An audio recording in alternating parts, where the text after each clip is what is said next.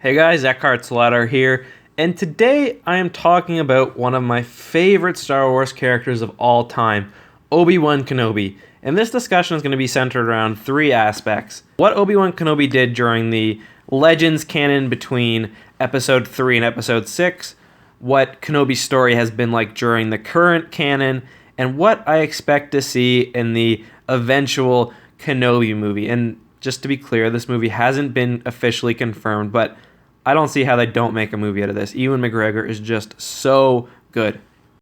One thing that's true about both the expanded universe and the current canon is that there's 19 years between Revenge of the Sith and A New Hope. Obi-Wan is around 38 at the time of Revenge of the Sith and is about 57 at the time of his death. And that's a little confusing because Alec Guinness looks a lot older than 57. So let's deal with the Legends canon first. Obi-Wan's story post Revenge of the Sith begins in the same way that it does in current canon, which is he defeats Anakin on Mustafar and flies to Tatooine in basically exile. He does a few interesting things there, and of course he keeps checking up on Luke, although, he tries to do it pretty stealthily. He just makes sure everything's okay. He doesn't want Luke to get mumps and die or something. He doesn't want Luke to get killed by a sand person, so he is keeping a watchful eye. And at one point, he actually fights off some sand people that have been attacking the Lars homestead because, that could escalate pretty quickly. And that kind of explains, too, why the sand people might be a little afraid of him in A New Hope. He makes a sound which maybe he made before, and they go running. So that's an interesting little bit of story that the Legends canon created.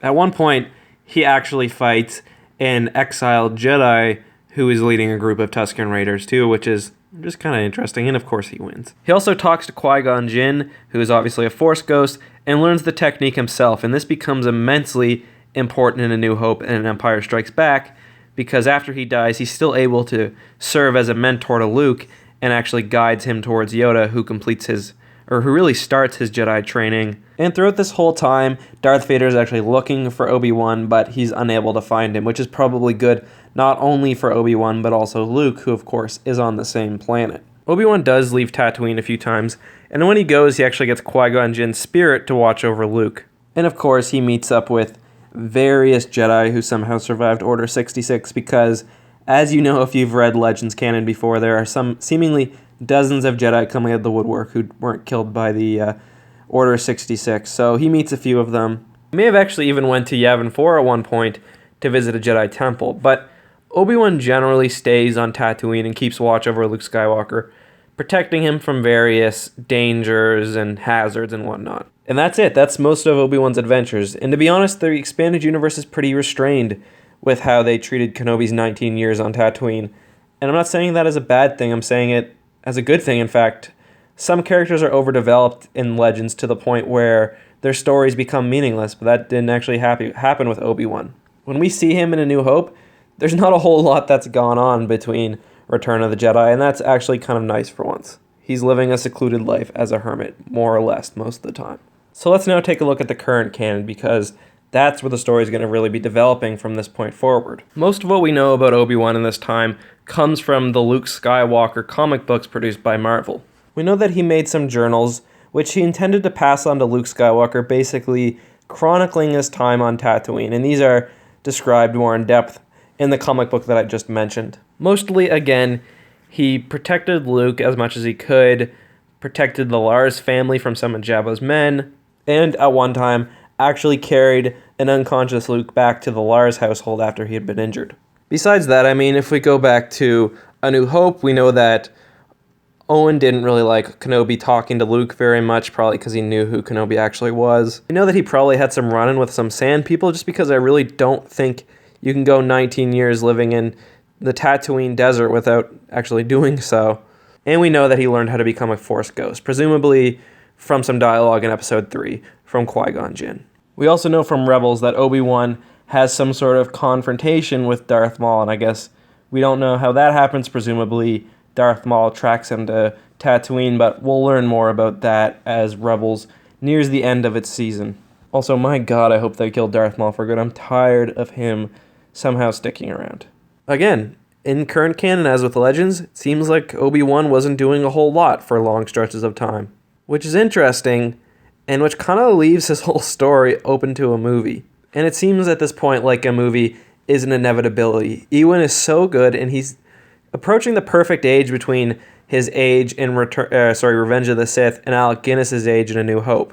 And if he grew a little bit longer of a beard, like, it would look really good. He's also a great actor and seems to actually enjoy being a part of Star Wars. He's actually said that if offered an Obi Wan Kenobi movie, he would take it. And also, unlike the upcoming Han Solo movie, most fans seem to feel pretty positively about exploring Obi-Wan's story more. So what would an Obi-Wan movie actually look like? So there's a few things.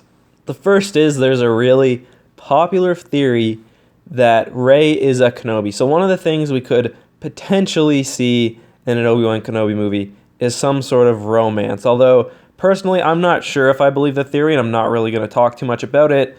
The Star Wars standalone movies have been standalone. So actually having the genesis of Rey be a major theme of one of the movies, unless I guess they could handle it in Episode 8 or Episode 9 separately. I don't know. I don't know if that would be something that would happen, but that's a possibility. I would really like to see Qui-Gon Jinn appear again, and I don't think Liam Neeson is too old to do it. I mean, get his beard going, put a little makeup on him, and I think he could look young enough to still be, as he was when he died. So I would love to see Qui-Gon Jinn and Obi-Wan talk again. I think it'd be really cool, actually, if we saw Qui-Gon Jinn meet Obi-Wan as a Force Ghost for the first time. I don't know if the timing would work on that, because Yoda told Obi-Wan that Qui-Gon Jinn wanted to speak to him right before the end of Return of the Jedi, but, maybe he had other stuff to do beforehand. I actually think the film would serve really well as a more slower and more introspective Star Wars. Obi-Wan was always on the philosophical side. He was always a bit of a scholar, and he was very thoughtful. So I would kind of like to see Obi-Wan, obviously Ewan, dealing with, the realities of what has happened in the previous movies, dealing with the fact that he's lost all his friends and that his best friend he thinks is dead. And, with also just dealing with the loneliness of being on Tatooine all alone. And I think a really powerful part, if the movie was structured the right way and focused on, this emotion, a really powerful scene could be Obi-Wan discovering that there is this, mechanical beast terrorizing the galaxy, and, he's got Jedi powers, and then eventually the reveal that it is Anakin Skywalker. And, whether he leaves the planet or not, I'm not sure, is super important. I kind of would like to see him leave, but there have been suggestions in the canon that he stayed on Tatooine the entire time. Of course, you can always retcon that by saying the characters were lying, but if the movie was focused on this more emotional aspect, I think the bleak landscape of the planet would set as a good backdrop. Of course, there's going to be some sort of major conflict, and one of the ways that could happen is a Tusken Raider raid, and I think it'd actually be really interesting to see how Obi-Wan handles Tusken Raiders versus how Anakin did. Of course, Anakin went crazy on the Tusken Raiders after they killed his mother and destroyed the women, the children, along with the warriors. So I think it'd be interesting to see how Obi-Wan dealt with having to defend perhaps the Lars homestead from a Tusken Raider attack while not giving in to this dark side of the Force, and especially where there is no Jedi Council anymore. The Jedi as an order are really extinguished, so there's no one to get on him if he were to do such an act like Anakin did. So I think that'd be interesting to see.